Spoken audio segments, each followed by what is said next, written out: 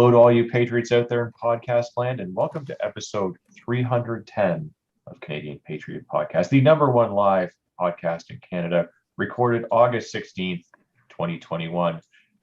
This evening we have Pierre, Ian, Andrew, and me, Gavin, being the Andrew tonight, despite the fact that Andrew is here.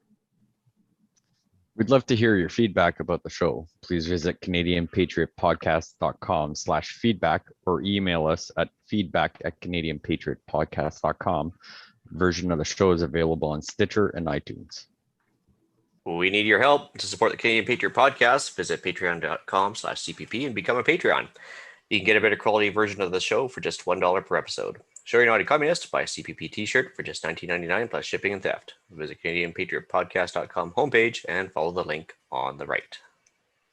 And now our favorite segment of the show, what are we drinking? Let's kick it off with Pierre.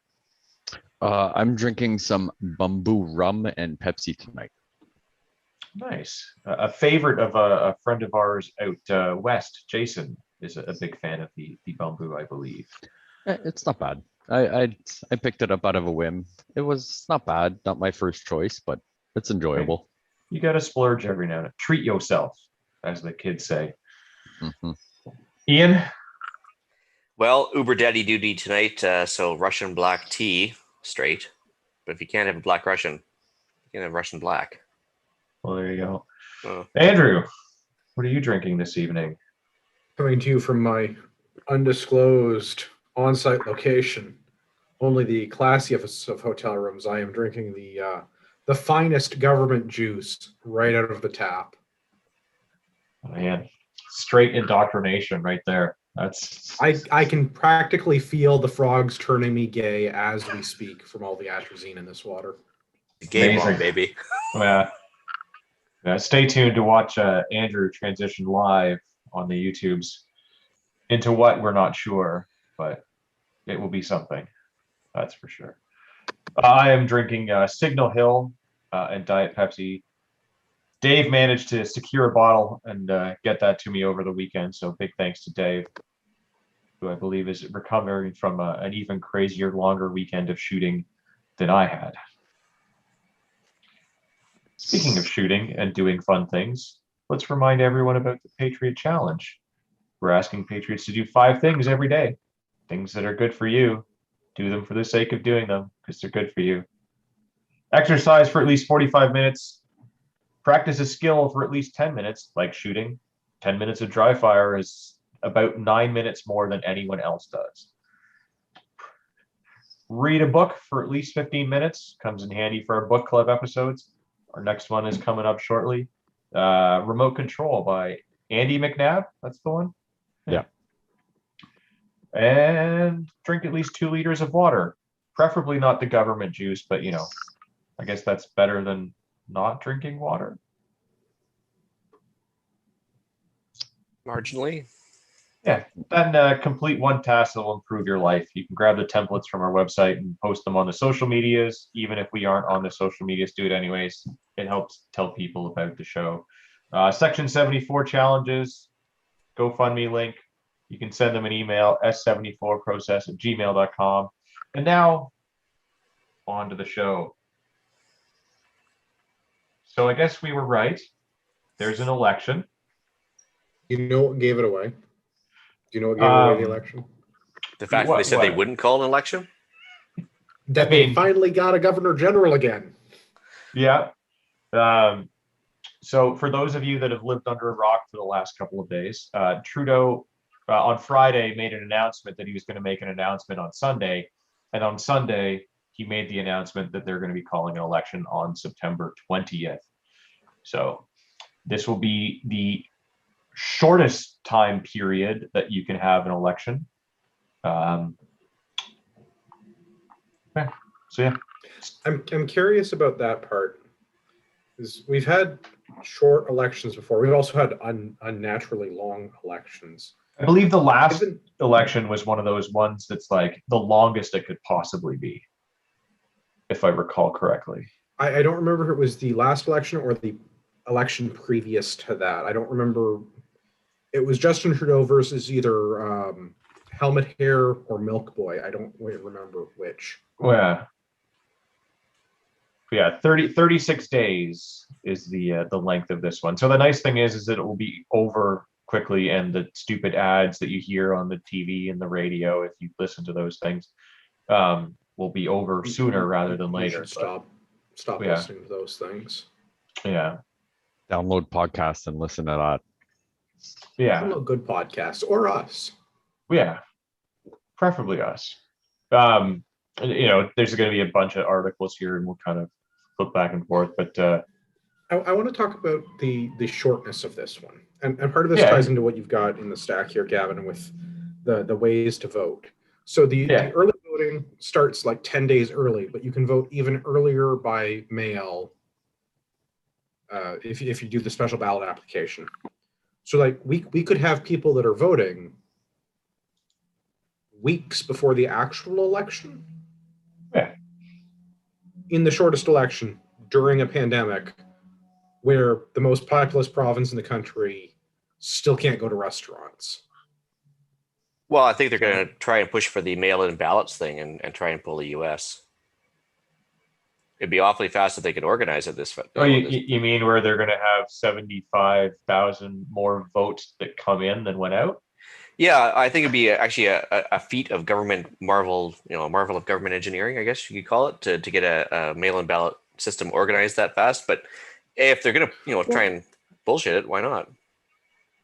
I guess it's probably worth exploring a little bit. We already have a mail-in system. That's not new. I think the difference that we're going to see this year is the scale of the mail-in system. Yeah. It's like previously, if you were out of the country, if you're in the forces, or if you're someone who lives out of province, special ballot application, and then Elections Canada sends you your ballot and you can send it in, and it's not a big deal. This year, I think the new thing with mail-in ballots is you can drop them off at your returning station as well as mailing them back in. I think we're going to see a lot of mail-in ballots happening as a result of the pandemic. Yeah, which I'm going to call it now. Much like in the U.S., shortly after their election, the pandemic will be over. Pretty much. I'm curious about that as well. And Trudeau didn't do a good job. I watched part of the press conference on Sunday because I'm in a hotel and I have a television that does that sort of thing, and I hated every minute of it. Much like every other I do time like he the guy speaks, that came out to check the microphone and make sure there was water at the podium, though. He was by far my favorite part of the whole conference. Or the part where he walked away. Well, I mean, Well, I guess the water guy would be the only guy that's not lying, right? Yeah. well, he did not tell any lies. Yeah. None that I could detect. Yeah.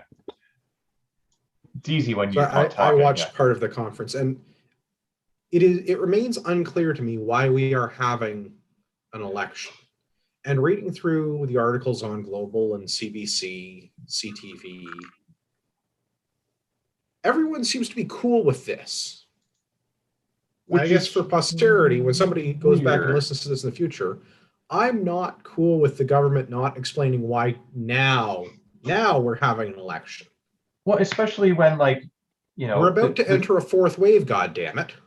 Well, but it's a fourth wave amongst the unvaccinated. So Was as early as May? I think it was May, wasn't it, when they actually all agreed unanimously to not hold an election until this most deadliest pandemic was over? well, and the fact that there was the threat that if you don't approve of the throne speech, we'll consider that you triggering an election during a pandemic. Where they were using that as a negotiating tactic. Both the budget and the throne speech were both, if they were not accepted, were going to trigger an election. Yeah. And we've talked about, I don't know what this was. When did O'Toole become the leader of the Conservative Party? Was that in September or October? Yep. Something like that. That was a year ago. And Trudeau threatened an election then under the auspices of not wanting to give people time to get to know O'Toole well. Well, I feel like in the year that we've seen O'Toole in the Conservative leadership, not only have we not learned anything we didn't already know, I like him less than I did before. Yeah. Yeah.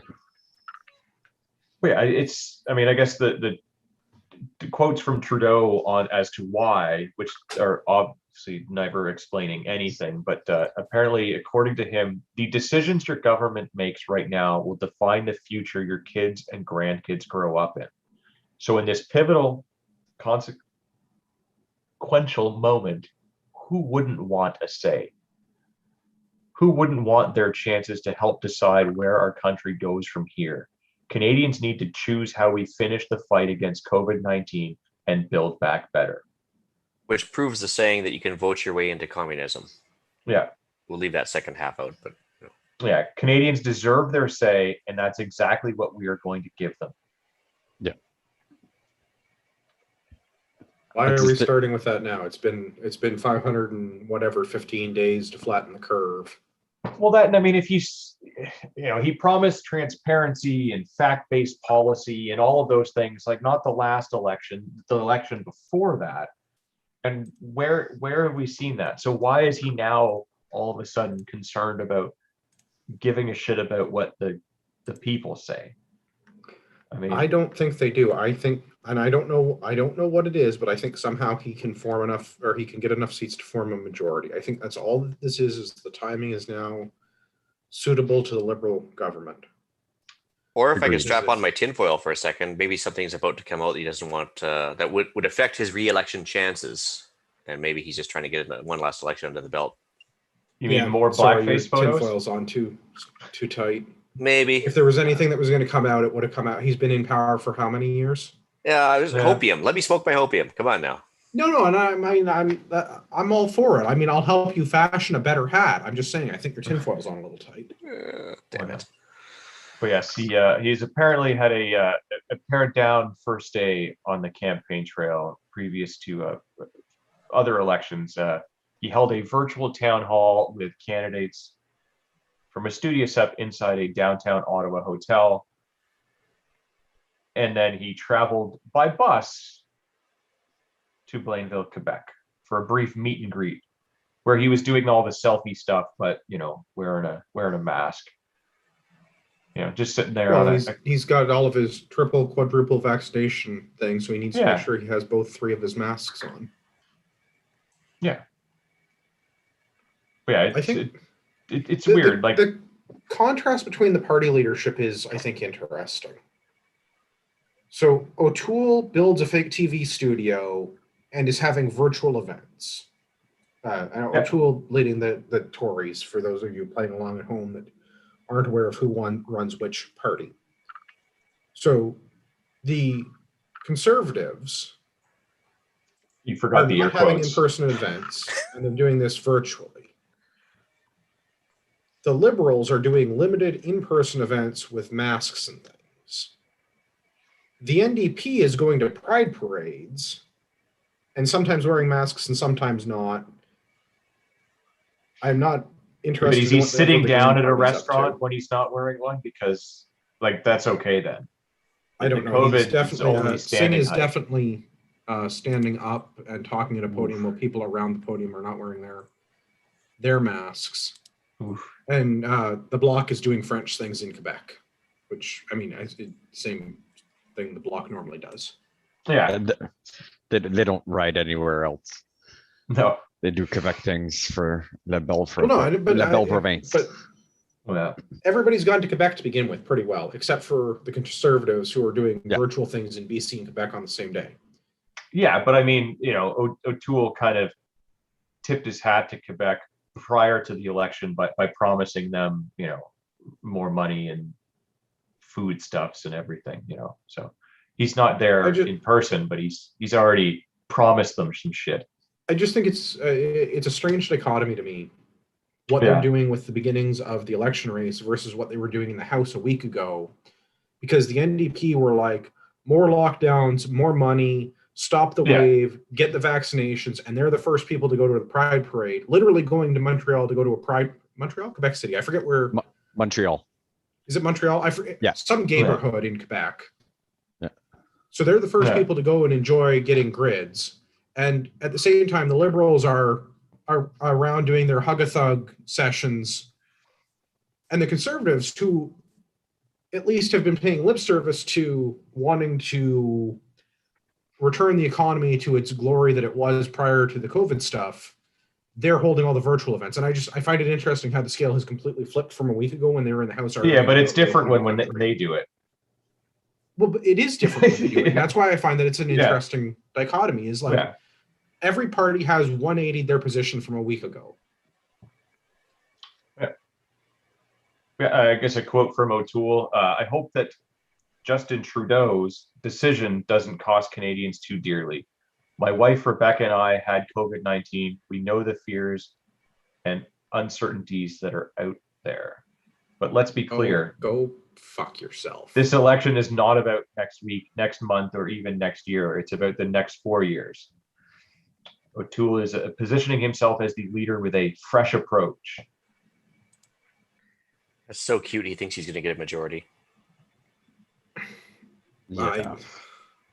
I don't see O'Toole doing anything. I guess Oh, yeah. of note, the Conservative Party is the only party that has released their pandemic election platform at this point.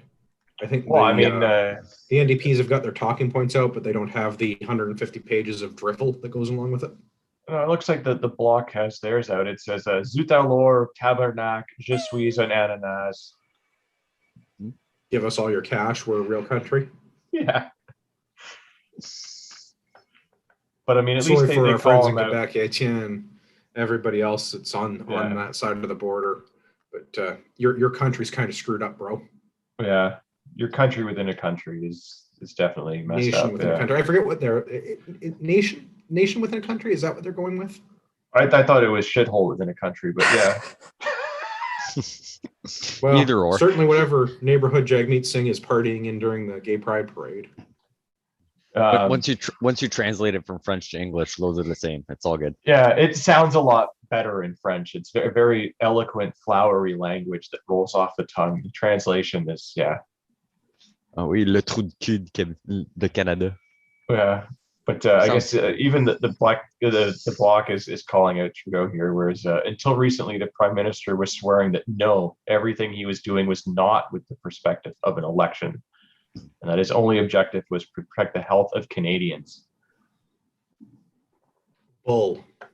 So much bull. Yes. And I mean, like, but again, we've been saying this for 515 days or whatever we're up to. Where's Benny when you need an accurate count of how many days we've been doing COVID stuff? Yeah. But none of this has been about Canadian safety. This has all been about pandering for an election. It was just a matter of how long it went on for. How much new debt do we have? How fast did we crash the economy? We spent more in 2 months than we have in the entire history of the country. Yeah. Yep.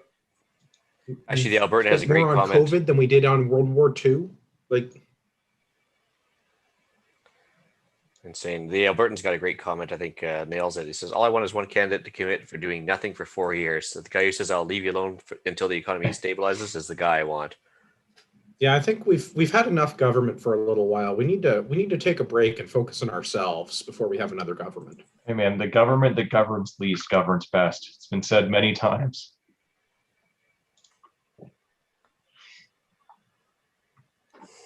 I don't know what we do with these people. I don't care for any of them. I don't care for their pandering. I am constantly astounded that people do not see through this nonsense. It's the only thing transparent about this government is how much they pander. Speaking of pandering, did you want to briefly touch on the Conservatives' platform? With a 2x4 to his face. Oh no, you said platform. Yes. Sorry, go ahead. Close enough. Yeah, so I guess the Conservatives are the only ones that have released their fresh take, and they want to secure the country by building capacity here at home to handle any future pandemic or crisis, and they will secure their economy by balancing the budget over the course of the next decade. Which, I mean, at least they're being realistic in how long it's going to undo the damage, but. I don't think a decade is, I don't think they're being realistic. I don't think that. But more so than we'll do it in like 2 or 3 years. They're at least saying that it's going to be like longer than 2 political terms. I mean, sure, it's something, but again, more debt than we have ever accrued in the course of a few months. Yeah, but I guess their plan is to wind down emergency COVID support programs, beef up tourism with a massive rebate on restaurant food and pop purchases, and boost funding to provinces for mental health care, among many other commitments. I mean, okay, but also I want none of these things. Yeah, so a million jobs apparently is another promise. So according to the document, it includes taking steps to help the sectors and people who are hardest hit by the pandemic. Yeah. Incentives for small businesses. So as part of this, the Conservatives have pledged to launch a Canada Job Surge Plan, which would pay up to half the salary of a net new hire for 6 months after the Liberals' Canada Emergency Wage Subsidy ends. So they will pay Explain at to me how least these people are 25%. conservatives again. Yeah. It's just like, We're just shuffling the money around differently. We're still doing the same thing. You want to fix any of this? Stop spending money that we don't have. Stop spending money that my children's children don't have. yeah. And any plans on getting those million jobs back on track and everything within a year? But we're already back to pre-pandemic employment levels. And not only that, but government jobs aren't actually jobs. They just are further drains on the economy. So like if you create a million government jobs, you're not actually helping anything. It's like pulling yourself up by standing in a bucket.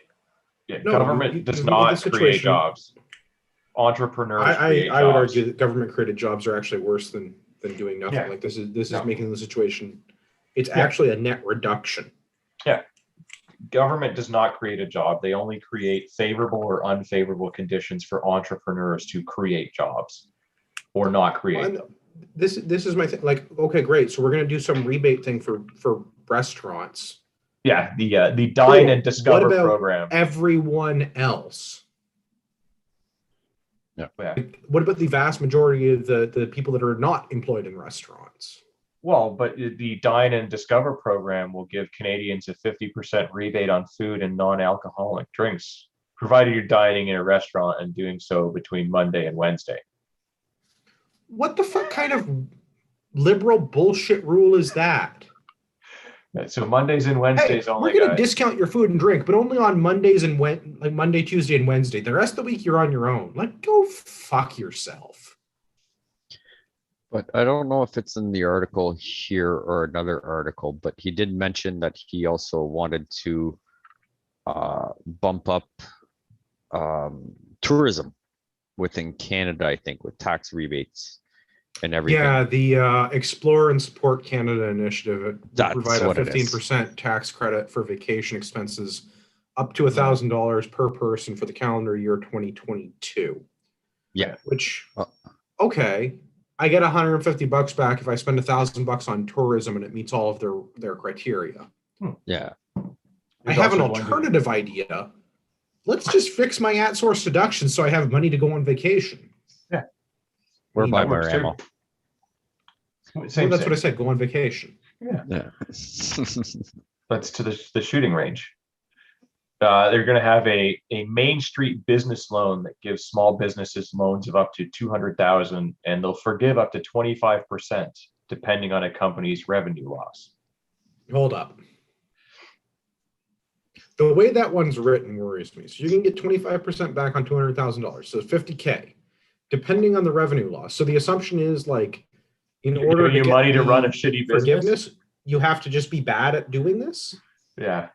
Again, So- this is the policy for the Conservative Party, right? Like I'm not Yeah. reading the wrong document here. No. But now is that, so just out of curiosity, is that like company so they'll give you let's say they give you 200K and your company was affected by the COVIDs, are they going to write off 50K, or is that like from the time of when the business loan is given to you? From the way that I read the article, or the way that I read the document, and it is a shitty 84-page document of O'Toole with a tucked-in T-shirt on the cover that It's like I don't know what I like shirt less, book. the cover with the weird crew neck T-shirt, or the second page with the MySpace selfie. I'm not sure which one. Hey man, they took a a page out of the pink shirt book from back in the day and just tried to replicate it, but in modern times, right? Like, Anyway, the way that I read this is $200,000 from the time that you apply for the loan, not related to the pandemic. Okay. 200,000 is the upper cap, of which up to 25% of that can be forgiven depending on revenue loss. yeah, It's not clear to me what exactly that means, but the way that I infer the paragraph in the 84 pages about this, it looks to me like if you lose money, the more money you lose, the more money that you don't have to pay back to the government. yeah. Well, and one way to help ensure the revenue loss here is with the promise of the pay increase. So you're going to have to pay your employees more. So in a tool-led government would give someone making $20,000 a year $1 an hour raise. Is that for full-time, I wonder how they part-time? plan to do that. I thought that minimum wages were governed provincially. Well, I'm sure it's like the sick days that Jagmeet kept going for, with it. As an aside, can we talk about that Yahoo for a minute? Because again, I watched some TV and I'm very unhappy about it. His wife is expecting, and I wish to give them my sincerest congratulations. But also, did the Champagne Socialists not think that having his wife take maternity photos in a $1,200 dress maybe didn't play well to their base? Has nobody noticed that? I'm like the only person that noticed that she was wearing a $1,200 dress. I don't know how much dresses go for. I mean, that's a fair point. You make a good argument. I can't imagine that like his suits are all that cheap either. No, they're not. And I guess, Pierre, there are fashion bloggers on the internet that do this kind of research, so I just have to go look it up.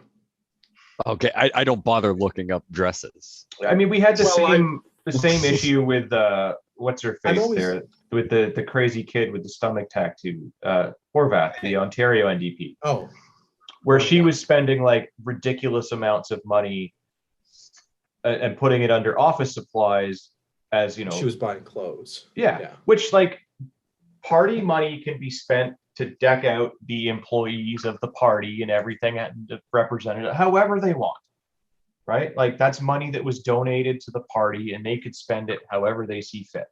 Not a problem with that. Don't lie about it though.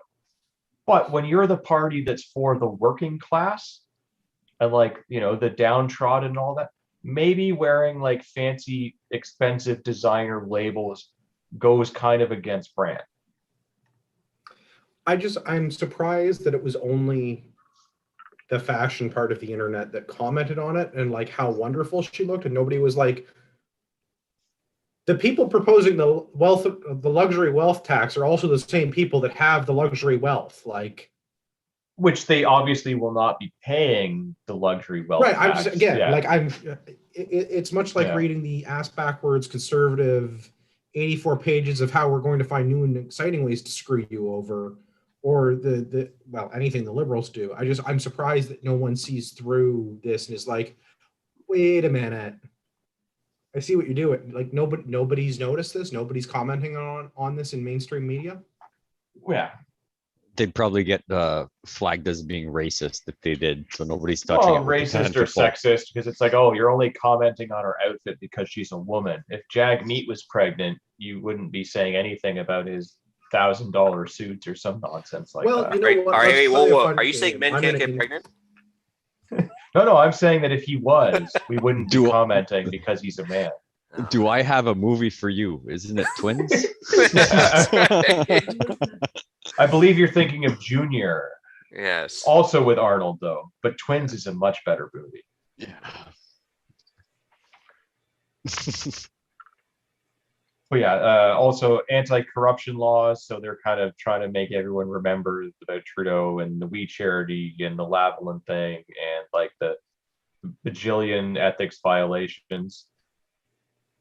Yeah, but doesn't he say in one of them that he wants to bump up the fine between 500, which it is what it is now, up to 50,000, depending on the severity and the net worth of the person. So I mean, there is that, considering how many times I wouldn't Trudeau's been even there. consider a $50,000 fine for a trust fund kid like Trudeau a slap on the wrist.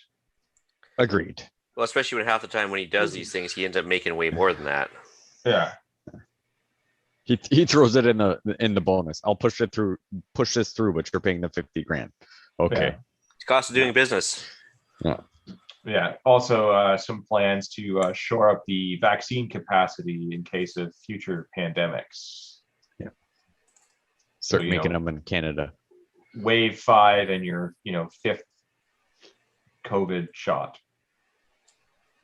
Sorry, I looked up some of Jagmeet Singh's suit. There are fashion bloggers that do articles on these things. They're averaging around $2,000.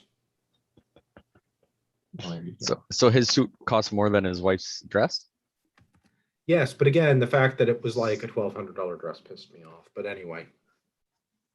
Now, but that all depends. Did that actually come out of his money, or did he write that off on his business expense? Because if it came out of his own money, or his own pocket, sorry, I mean, who are we to say how to spend his money? If he tries to sneak that in on the business expense under the government. Who is he to say how he spends his own money? Because I am opposed to the NDP's luxury goods tax that they want to impose. Because if they're trying to get the ultra wealthy to pay their fair share, I feel like there's probably a cap on clothing before it becomes into that luxury tax bracket. Yeah. That's valid. Yeah. I guess some more news, I guess, about the Conservatives and O'Toole showing that he has zero backbone or standards or morals or anything. He originally is for modified mandatory vaccine passports, and was saying that he supports this, and then almost immediately flip-flops to say that he's not, which is more in line with the conservative view of all of that. But do you trust any? What is the stance on the mandatory vaccination passport, and for whom and when? Because the things that I have read about, it's to do with the last thing that I had read about was that the Liberal government, the transportation minister, particularly Algebra, Alpha. Isn't that a taco? yeah, it's delicious. I say his name and the furniture starts floating, but whatever. Anyway.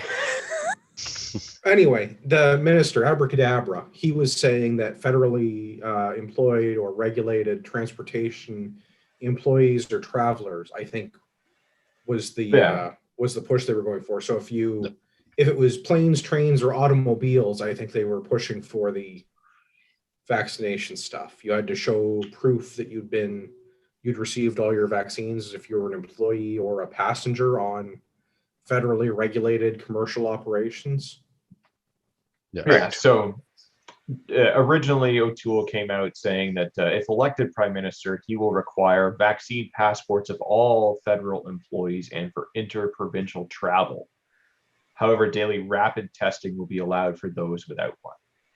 But still, if you thought the gun registry was unworkable for long guns, can you imagine trying to keep pace with the daily testing, vaccination status, latest shots, latest variant, and everything else for the entire population on an ongoing daily basis? Like, unworkable at best. I don't see how you could do this. I mean, even with the rapid testing thing, I still don't see how you could do this. No. And there's no provincial, never mind federal standards for vaccination records. Like your own local health unit may not actually have your vaccination, and your local health unit definitely doesn't report it back up to the province. Well, and if you went to two different public health units, I don't know, but that's what I'm saying. Like that, we don't have centralized tracking of vaccinations yet. And I believe even the Soviets gave up on travel papers, so I don't think it's a workable process at all. Like, can you imagine if you're driving across the country and you wake up in the hotel and you have to cross a provincial boundary that happens to be 10 miles down the road? Are you gonna have to somehow get a test before you cross that interprovincial boundary? Like, I mean, well, and I mean, I don't know if maybe listeners haven't driven across a lot of this country. I've managed to drive from one coast to the other, and there's not really a lot of indication that you've changed provinces most of the time. Yeah. Could you imagine the backup though of traffic on the bridge from Ottawa into Quebec on a Friday and Saturday night, though. Well, that's what I mean. Like All the there are those 18-year-olds choke are going to be there just getting their nose swab and hoping to get across the border in time for last call. But Like see, there are so those choke points like in Ottawa, or there's some maritime provinces where you do travel over bridges, but like generally most of the Yeah. country you go from one place to the next, and if they didn't have the sign there saying you're now entering whatever, you wouldn't know that Yeah. you were there. It's not usually like it's not an international border crossing where the RCMP is there to carry your bags over if you're migrating unusually. Yeah, it's only if Am I getting it right? you're transporting large quantities of beer from one province to another that they stop you and catch you. Yeah. I had to deal with that with work. I live so close to Ottawa, and I actually cross that Quebec border where they're going Montreal or Gatineau side. And yeah, I it was imagine sometimes it's probably faster for you to go over one side of the river or the other. So you're maybe not even necessarily going to the other side. You're just passing through.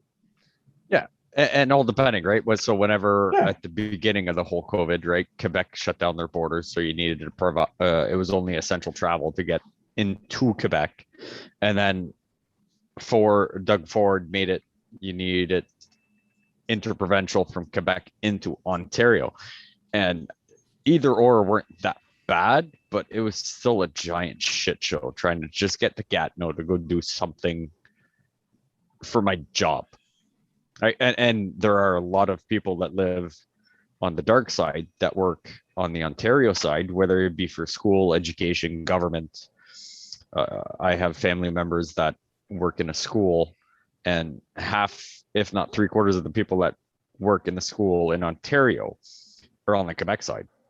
So, it added an extra hour and a half of travel going there and back each way, an extra 2-3 hours of their day trying to get across, just trying to get to work. I mean, if it was up to me, just stay on the dark side and don't bother coming back, but we can't do that out here.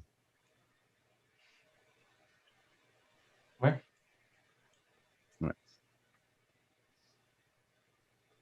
I did see that O'Toole was getting heckled by some reporters at a press conference around the vaccination stuff because he refused to answer whether or not all the candidates that would be running in this election were vaccinated. Correct. But again, private personal information. Why would he disclose that live on national media? Like that's a huge invasion of his caucus's privacy, right? So I mean, it's none of their damn business. If they're not vaccinated, they're literally killing people. Literally killing Yeah. grandma. Yeah, I get it. But by the same token, where individual rights begin, we could talk about the democracy gang rape theory again. But Well, I mean, you live in Canada, you have no rights. privileges. Yeah. But wasn't there an article as well that he fired a member of the group? I want to say it was Northwest Yeah. Territories, Yukon, for speaking out against vaccine passports. It was Yes, Fort yeah. McMurray MP. Okay. Yeah. I mean, Yes. If I was the in- once honorable member from Fort McMurray has been removed from caucus. well, Yeah. it's the only honorable person in the MAC.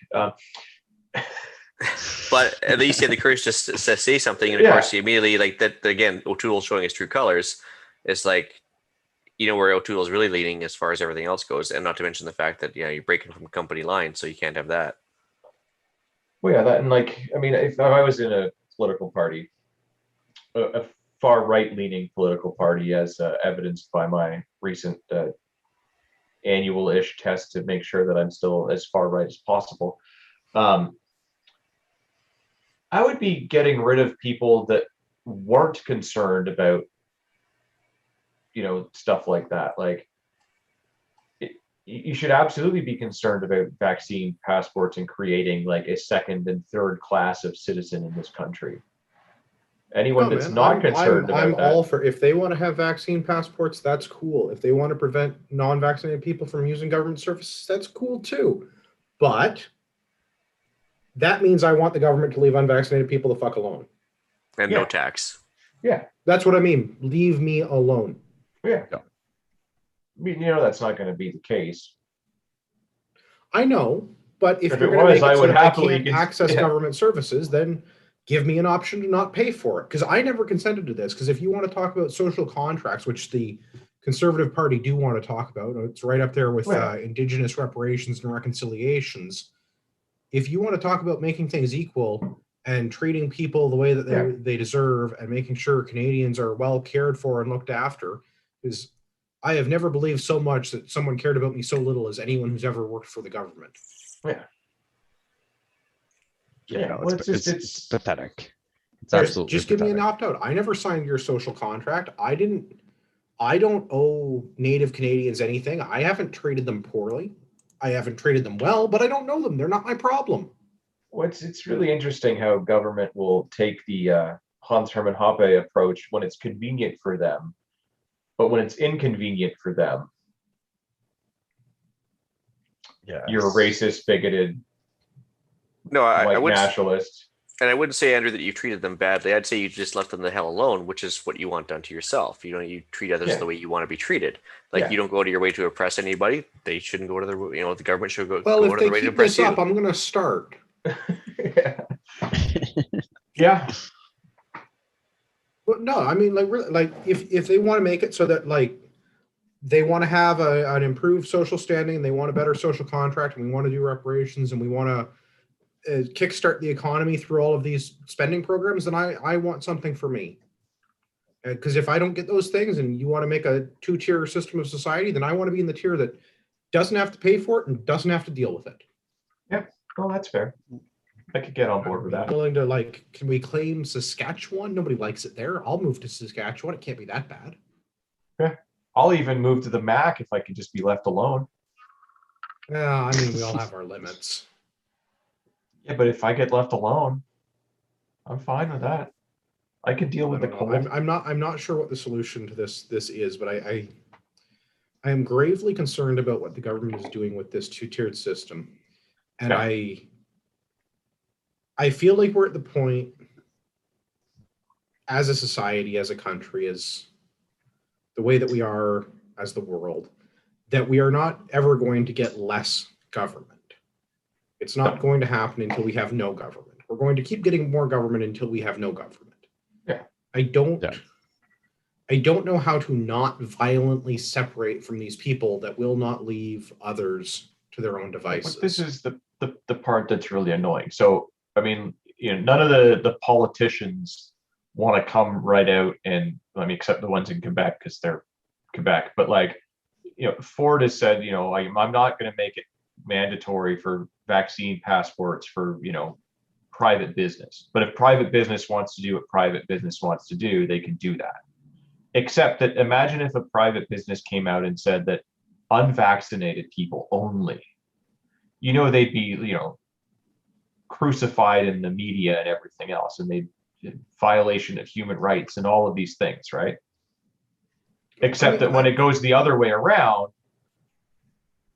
I'm fine if you want to treat a pandemic like a pandemic. If there are people that are sick and spreading diseases and not caring for their own well-being or the well-being of others, and we lived in a benevolent state where the government was acting in my own best interest, I would be perfectly fine if they wanted to make some sort of re-education camp to help these people that are actually sick get well.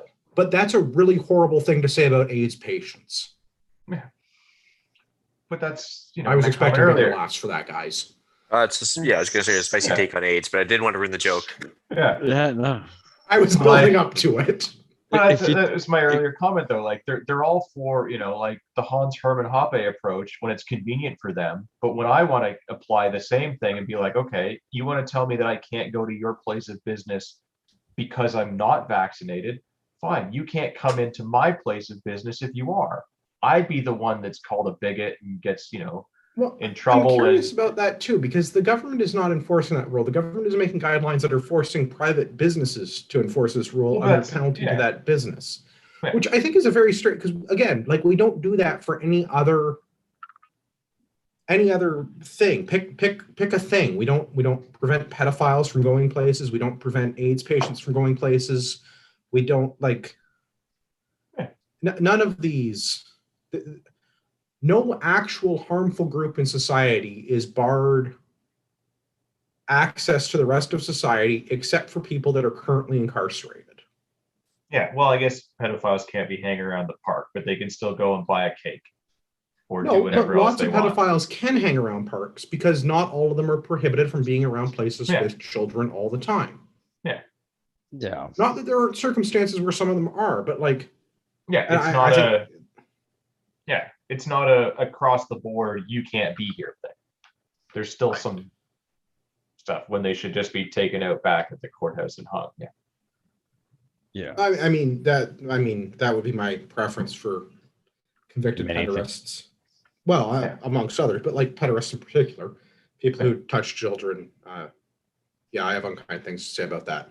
But we don't do anything to prevent other communicable diseases other than like public health education and awareness. We tell people to like not have unprotected sex with strangers, but we don't ask people when they go into restaurants if they've been doing it or not.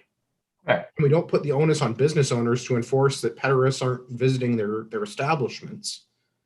Like, I think a lot of these None of- businesses need to realize that the people that still want to go to restaurants are the people that were like begging to get them open and are the ones that aren't afraid to go there maskless and everything else. So down the road here, if they start prohibiting people from entering those businesses, nobody's going to be showing up. You know what? A week ago, before I was traveling, I would have agreed with you, Ian. But now the number of terrified people I see that are still going to restaurants, I think that the sheeple are unrecoverable.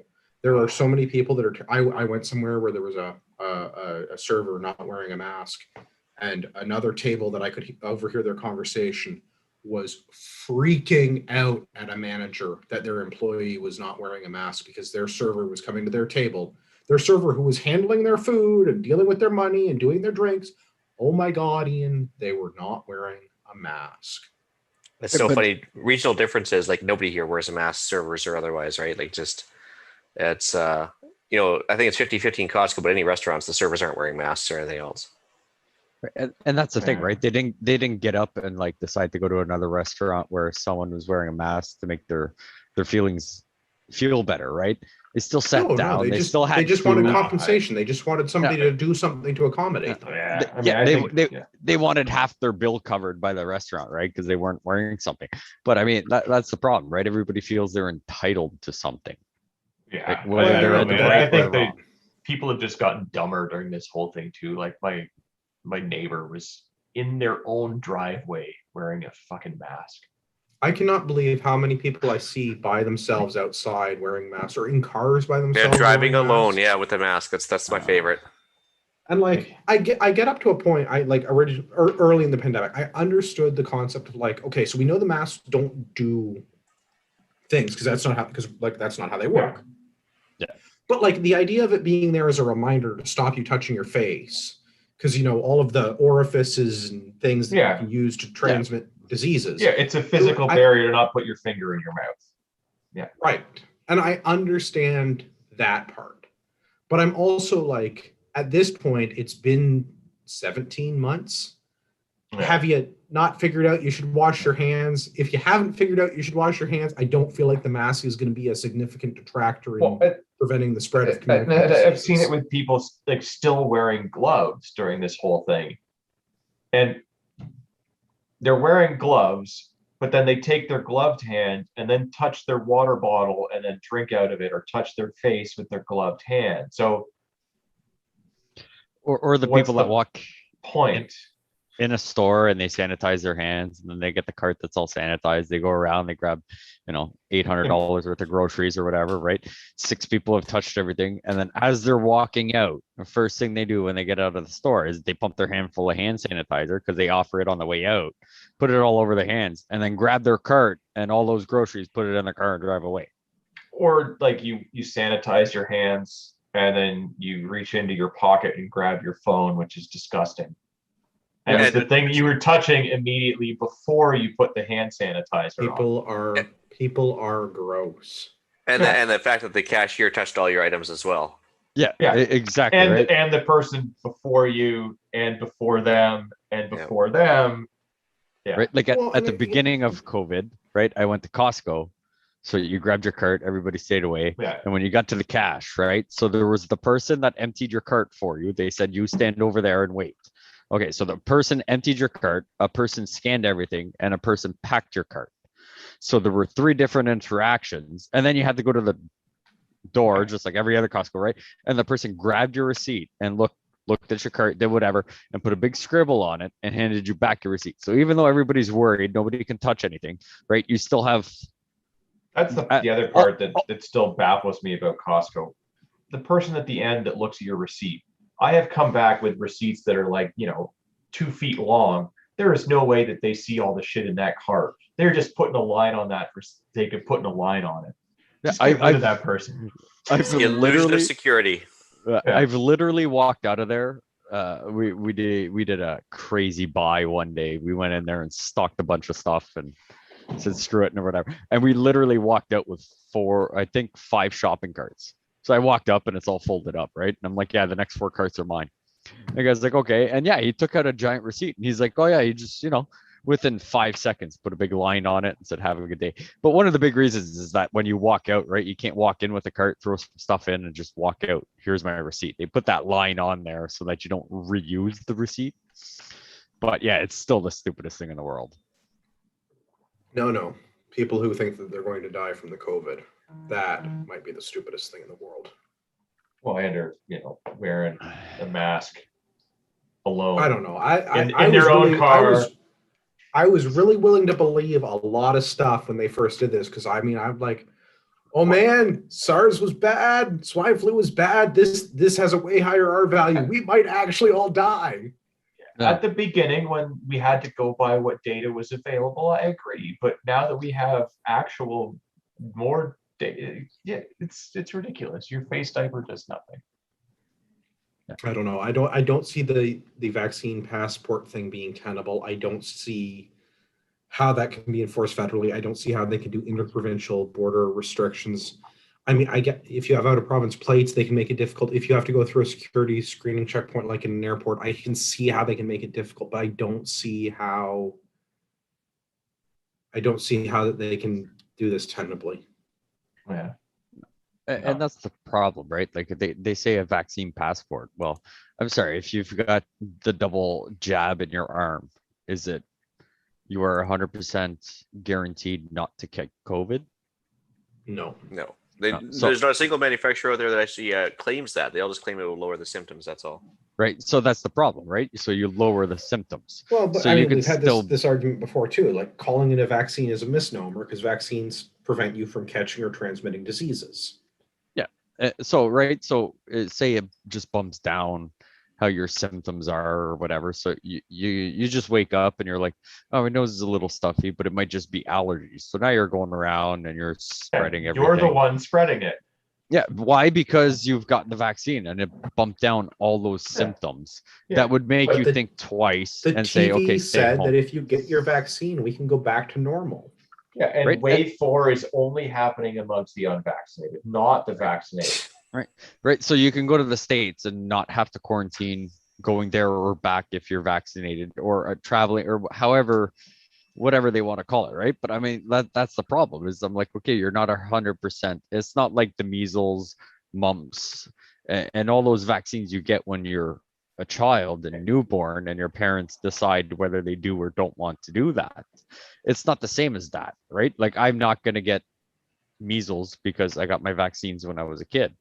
But if I get the jab now, am I still capable of getting COVID? Yes, then it's not a vaccine. Yeah. Well, living in one of the hotspots in the entire country and working in it and interacting with all of the people and like only doing the absolute bare minimum of things that I'm required to do, and having traveled and done all of the things, you'd think that I would be dead by now. Well, I am. I live in the part of the country that basically is considered heaven's waiting room because there's so many retirees around here, and yet you think they'd be stacked up like cordwood by now, but nothing. Yeah. Worst zombie apocalypse ever. So disappointed. Yeah. Yeah. Agreed. Should we talk about other terrible places in the world? Yes, it's a good time to talk about it. Yeah, I guess Allow me to start with, I can't emphasize this strongly enough. Fuck Afghanistan, which I feel like is all I've been saying to people for like the last 3 days. Well, or 20 years, kind of. Same difference. Yeah. I mean, I've been saying it a lot more the last 3 days, but I mean, my opinion hasn't changed. Yeah. I mean, for those that aren't aware, I guess the U.S. I guess has finally left Afghanistan, which has now caused a bunch of other problems. We don't normally talk about international stuff unless it affects Canadians, but it does because there are a number of Canadians that Well, are still there, Afghanistan, and a bunch Afghanistan, of I think, Canadians did die defending or trying to liberate Afghanistan. so the cost of the war in Afghanistan for Canada is something I think is worth bearing, and I don't know that I didn't see it in the articles that you pulled for this, Gavin. But I don't know. Do you guys want to take a stab at how much money we spent on Afghanistan between 2001 and 2014 for all of the war fighting that we did? Well, it'd be measured Canadian in government? billions and plus 150 plus lives. I mean, so So Yeah. it's 158 Canadian soldiers that have died, 7 civilian contractors, 18 billion with a B dollars, and 3.7 billion dollars in direct aid that we have given this country. The direct aid number is accurate up to 2000. Might be 2000. Oh, it's been I'm sure it's 2000. more than that. So yeah. we spent 18 billion dollars prosecuting a war. We spent 150 lives, and we've given this country $4 billion in direct aid. Yeah. Fuck Afghanistan. Yeah. Well, hold on. How much do we get back from it with the interest and everything? in heroin or in No, the Yeah. DEA got the heroin, not the RCMP. Oh, okay. Just checking. Did we at least get that stuff that they put into batteries? The lithium. No. No. No. No, that's how we're gonna go to China now. Did we get Someday- any tea at least? Did we get because the Afghans have really good tea? Someday, I think China will harvest the lithium in Afghanistan because China is the superpower that's doing that, but it's not economically viable right now to harvest the lithium in Afghanistan. Someday, when China finds better ways to extract it or runs out of it domestically. Or has enough people that they can just send there and overrun the Taliban? I don't think they need to overrun the Taliban. I think Afghanistan will be a lot like parts of Africa. I think the Chinese government will just work with their government. They don't need to get along with them. They don't need to be politically in step with them. I don't even think that the Chinese government cares if they're good communists. I think they'll just go along to get along. Probably. I mean, that's what they're doing in Africa now. I give Afghanistan another 20 years and see what the Chinese government thinks of it. Yeah, It's I mean, massively disappointing to see the blood and treasure that has been lost for this shithole country in the last 20 years, and Yeah. watching it fall to effectively untrained men with pajamas and Khyber Pass copies of weapons that are 100 years old. and now we're the government's not even disclosing how many Canadians are still stuck on the ground in Afghanistan, citing security reasons.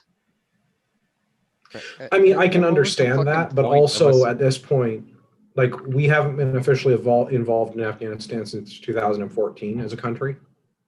Yeah. Like, IASF is out of there. We're done as a country with that. Yeah. And But I mean, I get if we said 500 people or whatever it is, I really don't think the people in the man jammies would be like, oh, let's get out the lit. Like, it's a number. Yeah, I mean, we're and not- I mean, it probably sucks, and there are some of them that are probably good people, but also how many of them are paper Canadians that just have an easy to obtain passport? Yeah. So what was the point of us being there for how many years and spending so much money? Money To try laundering, and but not for our defeat, benefit. Yeah. It was Great. to help get the oil and the things like that. right? No, So we no, spent no. all this time, all Iraq this was for the money. oil. There's nothing. There's nothing in Afghanistan that's worth anything. There's maybe some mineral deposits that will be useful when other Oh, well, easier then, to obtain mineral yeah, deposits run out. we got Iraq, nothing then. Iraq, I think was about Right. oil. Afghanistan was So we about spent being the bitch of the American government and their exploratism or adventurism form of imperialism that they like, because Iraq's on one side of Iran and Afghanistan's on the other side. And I think we spent 20 years pissing the Iranians off. Yeah, so sounds so like we spent something we do. so No, we it's a spent all. good. Go Sorry, ahead, go Ian. ahead. Yeah. Oh, I was gonna say it's a good way to get rid of all the old ordnance and get yourselves some military veterans, some good experience under the belt. So you got a new crop of guys ready to move up the chain in the U.S. military. Well, I mean, there is that aspect of it, and I know there's been a lot of articles in the news, and there's been a lot of comments on social media by veterans that are unhappy with this or that like see this as an absolute loss, and I don't think that that's the case.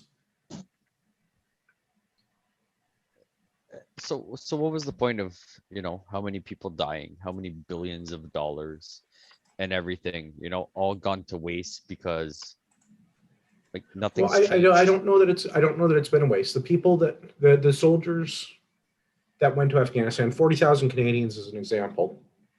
All of our other coalition partner forces, the Afghans that actually wanted to make change, not the people that just joined the ANA because it was a job at the time, or the ANP because it was a job at the time. Like I hold no esteem for the ANA or the ANP. They're useless organizations. The original estimates from the U.S. State Department that Afghanistan would take months to fall were like completely laughable on their face.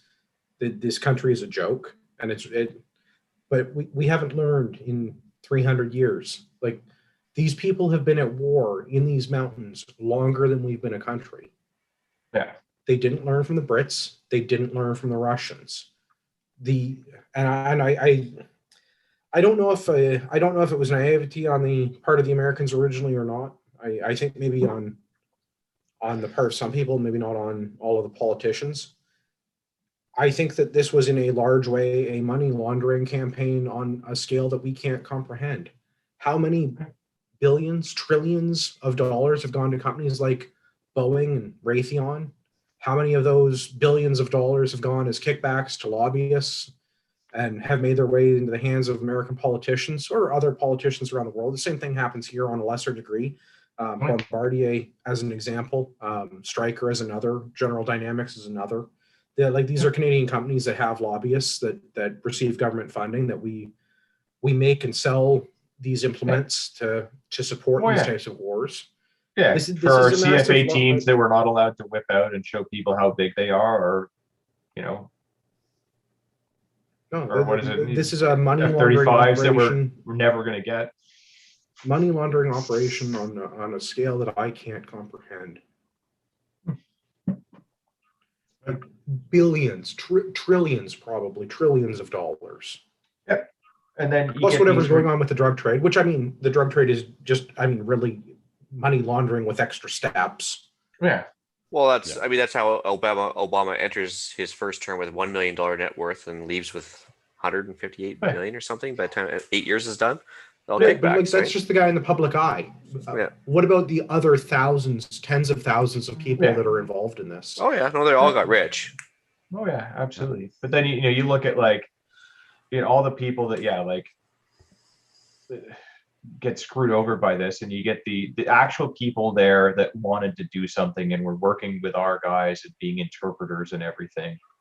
Well, and I feel bad for the interpreters. I know there's a big effort. There's a bunch of Canadian veterans that are involved in this, and the Americans have their own things going on with their terps. And there are people trying to get their interpreters out. But this is also a risk that you take of being... Well, absolutely. But we're just, contrast it with these people actually helped our people and wanted to do something positive and change their country. These are the people you want to succeed, right? They want to see their country, and they're getting screwed. But then we're turning around and doing everything we can to get all of the other Afghans out of the country. And What's secure the total number that we're going for now? Trudeau promised, was it 20,000 Afghanis? Yeah. something 20,000. like Yeah. that. But you know that the ones that are the interpreters aren't going to be the ones that are there. It's going to be the ones that tick all the other boxes, right? That are If anybody, pro feminism, pro progressivism, pro this, pro that, and everything else, right? I hate to use the air quotes like collaborator, but I mean anybody that collaborated with the foreign forces, I guarantee if history holds true, they'll be dead in 2 weeks. I mean, there's no way they'll get those guys out in time. yeah. So anybody that they get out as a Afghan settler of the 20,000 will have nothing to do with having worked with the Allies. Yeah. So No, I don't think it will. at an election stop in Quebec, Trudeau has said that as of Monday, so like this literally just happened. At least 807 Afghans have been evacuated, and 500 of them have already arrived in Canada. And unfortunately, like, good on those interpreters and people that have helped for, because they Right. want to see change in their country. I mean, but at the same time, did you only do it to get a cash out green card visa to Canada, or did you actually do it to, appreciate your country? And don't get me wrong, we need to do everything possible to help out because they've helped out. But if some of these people that decided to, be interpreters for Canadian forces out there or American forces or any other force out there that would go against the Taliban, and something, the Taliban finds out and does something, yes, it's going to be tragic. Don't get me wrong. I'm not saying they don't matter, but why should, it's a risk they decided to take. Oh, absolutely. But if we're going to be bringing people over, oh yeah, let's start with them. Absolutely. I'm with what you guys are saying. If we're bringing in refugees from Afghanistan, Let's start with then them. it should be people that have Mhm. assisted us in a meaningful way through GWAT. Yeah. But 20,000 Afghani refugees I don't want to be callous, but this seems like it's fucking vote buying. Well, it absolutely This is. happens to be going on at the kickoff of an election. Like this is straight up political theater. Oh, absolutely. 20,000 people are not Absolutely. So you think 20,000 people will be in Canada and have their papers to vote by the 20th of September? No, they won't be here in time to vote. This is a symbolic move to garner sympathy for the Liberal government. But that'll be 20,000 more people that'll vote Liberal the next go around. Not only that, but if there is any Afghan community in Canada already, instead of being pissed off about what's happening in Afghanistan, they're going to be pro-liberal because of the fact that they saved the day for 20,000 of them. Yeah. So and I don't know if there's a sizable Afghan community in Toronto or anywhere else, but I imagine but it seems like it's vote buying, and I know it's callous to say that, but I mean, like, I'm trying to deal with the reality of the situation that we're faced with. This feels like political theater. The whole Syria problem, right? Like, it's not that those people didn't need help, but bringing them here doesn't help because that makes their country worse off. I don't know that these people need help. And again, maybe if we could pick and choose and we knew the life story of each of these 20,000. Oh, but that's what I mean. Like, obviously, the nation. They'd be good Canadians, but you know what? Oh, yeah. The Taliban was almost eliminated in 2008. Yeah. JSOC and the Americans decided that they didn't want to do that anymore after Obama got elected. Yeah. They put a stop on operations. They tied up the ROEs. You can't go into a country that's been doing tribal warfare for millennia and expect to change it in 10 or 15 years. That's not how it works. They stopped paying attention to them. They went after other people, and then, they let them get a stranglehold on things again, and they totally fucked it all up. It's not about them getting a stranglehold on this. These people are popular in their country because this is their country. They don't want the Americans there telling them how to live their lives and run their country. The Taliban is not some evil boogeyman like the American media is making it out to be. No. These people are hugely popular within their community. Yeah, a lot of people don't understand that. It's not portrayed that way in the media. No. They're all portrayed like they're monsters and they're evil people. And I'm not disagreeing that some of them are probably really bad dudes that, given the opportunity, I would like to extinguish. Quite literally, their sandbox, their rules, right? Like, But that's it is their sandbox. It is their rules. And you know what? People there, maybe people don't like them as much as they liked the Americans, but they're there. They've been there. They have the relationships. They have all the arms and the weapons, and they have even more now, thanks to all the shit the Americans left lying around. Some shiny new weapons, Yeah. Because but my point was that they had the opportunity to get rid of them, and they didn't, and then it grew back. Mind you, if they had got rid of it, some other group would have 2008 taken they could over have and done the same. completely eliminated.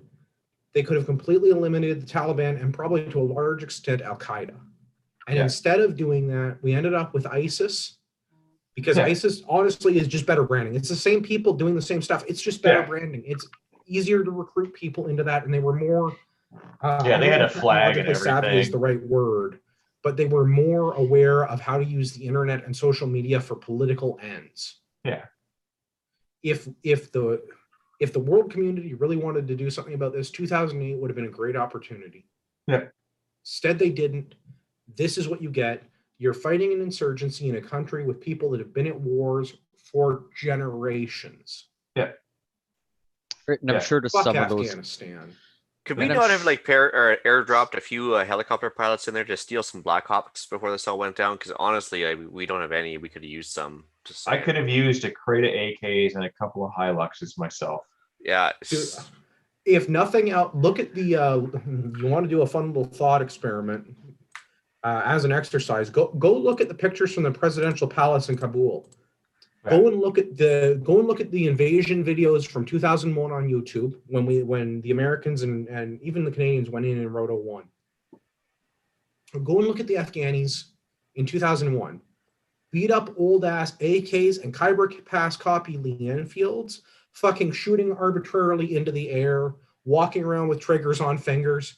Look at there's like 17 dudes or whatever behind that desk on the Al Jazeera feed of the presidential palace in Kabul. They all have new, modern, well-maintained weapons and trigger discipline.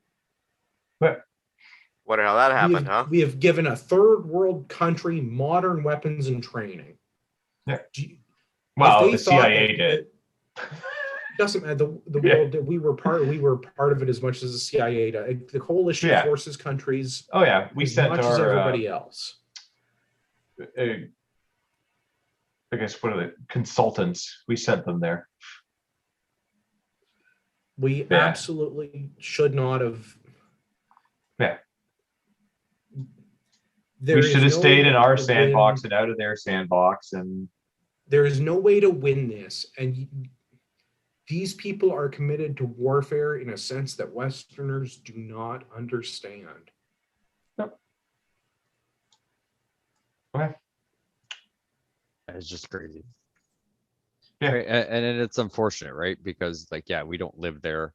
From our living room, we think, hey, that's not right or whatever.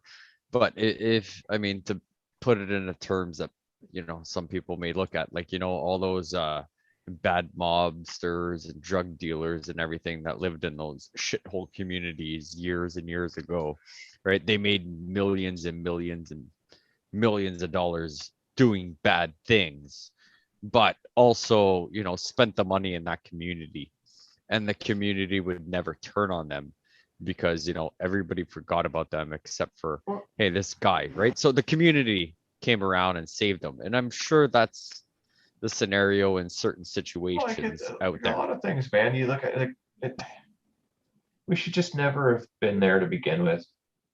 No, and if we were going to do the thing, was horrible, and going to Afghanistan half-assed was horrible. Yeah, if you're going to do it, there's no half measures, right? You're either going to do it or you're not going to do it. No, it should be 110% or nothing. Yeah. No.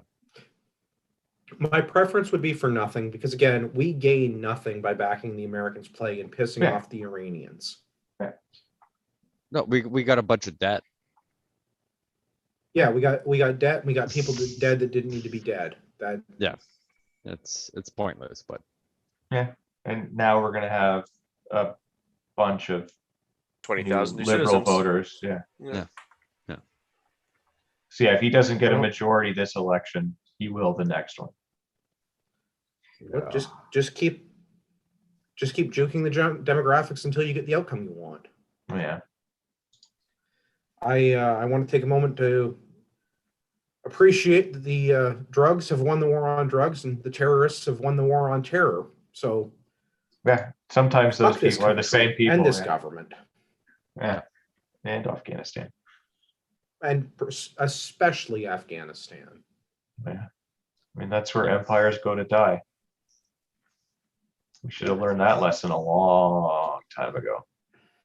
No, it's not worth at this point, at least not in this podcast with what we do. It's not worth rehashing all of the Middle Eastern politics over the last 200 years that have gotten us to this point. But Yeah. No, this is why history is important and we should understand it so that we don't repeat it. But See, here we are. Well, Kipling even wrote poetry about not going into Afghanistan to battle, but you know.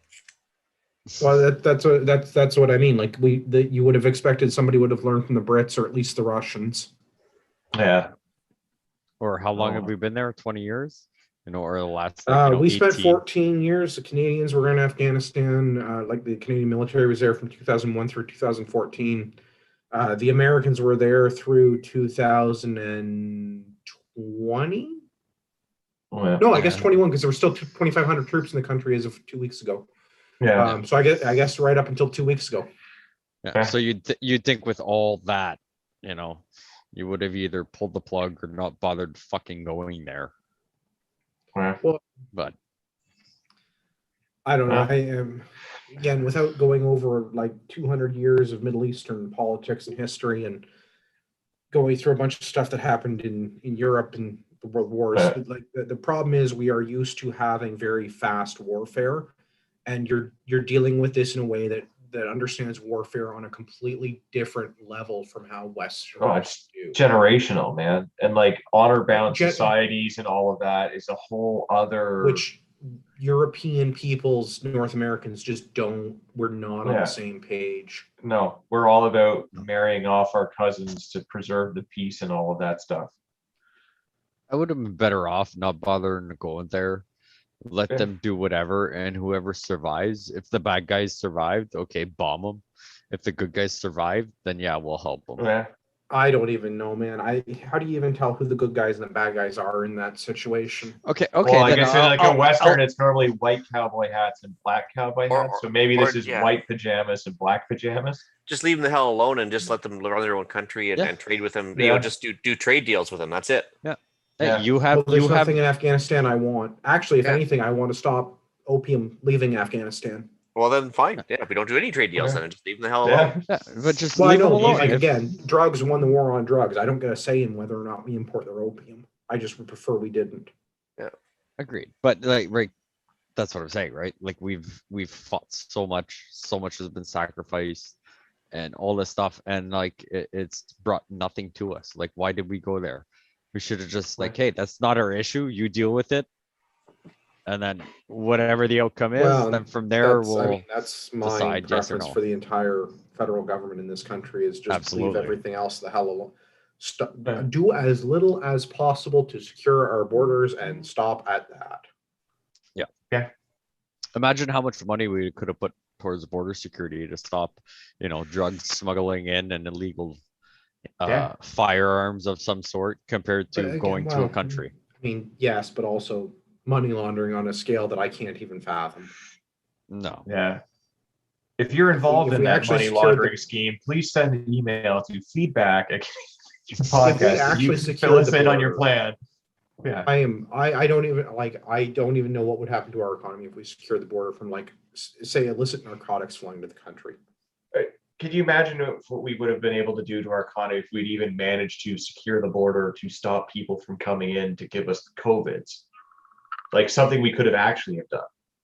Well, we're not racist. We're not racist, Gavin. Come on now. Yeah, no. I couldn't go to my friend's place, right? But you could fly back and go travel and do everything, right? So that was like if we had literally just actually secured our borders for 2 weeks, 2.5 weeks to be safe. We maybe would have actually not just flattened the curve, but smashed it into the ground. Just one more shot, just one more lockdown, just one more never ending war in the Middle East. Yeah. Oh, yeah. Just show your papers. Everything will be fine. We've Yeah. always been at war with Afghanistan. So if anybody is making fraudulent papers, please email the show. Yeah, I suppose this Oh is where man, we should I do don't the remember if that was disclaimer. American. If that I was reading earlier in the week. I don't remember if it was American or Canadian news outlet, but yeah, the falsified vaccine passport documents have arrived. Yes. Nice. Oh, again, did they Um, really? Did they really arrive? Or are they trying to like pump up the support for vaccine passports? Because saying that two guys were trying to go to Hawaii with fake papers. No, I have allegedly seen some very high quality scans of some of American vaccine passports or the vaccination records, which is what counts as your passport, which in theory, again, this show is for entertainment purposes and it's not advice. Yeah, definitely don't go on Instagram and look at the high quality photos of people showing off their vaccine certificates. Yeah, or the ones that are blank. Because those are certainly not printable and fillable. But yeah, if you got a vaccine, one of the approved ones in the US as a Canadian citizen in your travels there for essential work, still valid in this country. Yeah, as long as Allegedly. you got one of the ones that's good here. If you got Yeah. what's the single dose one that they don't count here? Is it Johnson and Johnson? Johnson and Johnson, yeah. Yeah. But if you got your other ones in the US, you're good to go. Yeah. Not sure how our local health unit would track that one for your vaccine passport for Just Canada. but- self-report it. It'll be fine. Yeah. They trust you, right? Yeah. I just don't understand why you go to the States for a flu shot. I mean, it Well, does seem I kind mean, of out of the way. Couldn't get one here because we're so busy. Overwhelmed hospitals and all that. Yeah. Yeah. It's Oh crazy. yes. I know Yeah. people that work at the hospitals, and But yeah. we're not. That- gonna I mean, start I this wouldn't- time. I wouldn't want to take my free shot away from somebody that desperately needs it when I can afford to pay for it out of my own pocket. Yes. Do you have to pay for your shot in America? I thought they give them away there for free too. Yeah, whatever. This is just let's just run with it. Okay. Well, I feel like we're going to be talking about a lot about the upcoming election over the next couple episodes. So Yeah. strap your tinfoil hats on. It's going to get rough. Yeah. But- Agreed. It's my Once favorite you've done hat. that, make sure you read Remote Control, Andy McNabb for this month's book club. And then are we going to do Marty's suggestion for September? I mean, it seems apropos. So what was that one again? Confessions of can- an Economic Hitman. That's Yeah. the one. Yeah. Confessions of an Economic Hitman.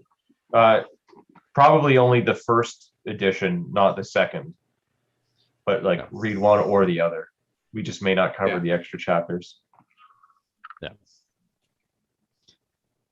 That'll be Yeah, I good because guess- I'm almost done remote control, so that'll give me a little bit of a head start. I'm not a abstinent and good put words together when they're on a page kind of guy.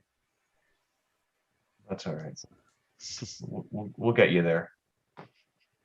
We're on the Bad news is, Discord. When we get kicked off of YouTube, we're going to go to a blog format. Pierre's going to have to write. Yeah.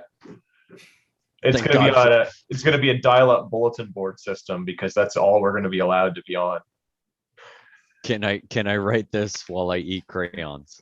Yes. Does it have autocorrect? Yes. Yeah, check us out on the Discord. I'm there infrequently. Other Andrew is there autistically. The rest of the panel is somewhere in between. I am never there. Shh. Don't ruin the surprise. Okay. It'll be fine. I'll get back on Discord when I get home. I'm, as I said, super secret, undisclosed assignment on location. Yeah. To bring you better information the next time. Yeah. Ian, where can people find you when you're not bitching about the government on this show? You can find me at email at theislandretreat@gmail.com or on Canadian Prepper Podcast Sunday evenings at 9 p.m. Eastern on YouTube and the Book of Faces. We know Pierre's on the gram, but he doesn't post unless his wife does it for him. So you can follow him there or not. Or send something to someone Yeah, at yeah. the show. Send us something to feedback. We'll send him a cassette tape. It'll be fine. Yeah, we're good. Andrew, what about you, Uh, good sir? Get in touch with me through the business. You need first aid supplies or tactical accessories. You should go to ragnaroktactical.ca, use discount code Patriot at checkout. Fortunately, while I'm away, the shipping department is working hard. I saw my lovely wife mailed out some orders in my absence. So fingers crossed everybody got what they ordered. I'm teasing. She does a great job. She handles the orders most of the time when I'm not home. She used to handle the orders all the time pre-Rona. Yeah, so chances are if there's a mistake, it's because Andrew was actually doing it. Yeah. Fault. Which again, I am deeply sorry about that. Yeah. He's as sorry as Trudeau is. No, I'm much sorrier. I've Oh, you're missed actually sorry. boxes. Yeah, no, there's been occasions where I've packed boxes and I've got the labels backwards. So somebody ended up with like first aid kits, somebody else ended up with plate carriers. One of them got at a way better deal. Yeah. I would say I would. Yeah. I'm gonna start ordering a patch. Yeah. Hope for the Well, best. yeah. Use the code Patriot to help get yourself at least somewhat of a deal. Yeah, you get a discount. Use Patriot. Literally take food out of my child's mouth. It's fine. Yeah. And we value your opinion. So visit CanadianPatriotPodcast.com/feedback or email us feedback at CanadianPatriotPodcast.com. And as usual, apologies to Rod. You know, he was busy. Forest fires. He's probably had to evacuate Yeah. his house. So Yeah. That and At you least know, BC's pretty. yeah, well, when it's not on fire. yeah, I don't know. There's something to be said. It's for the majestic glow. yeah. Just remember, you are the true North and not Afghanistan.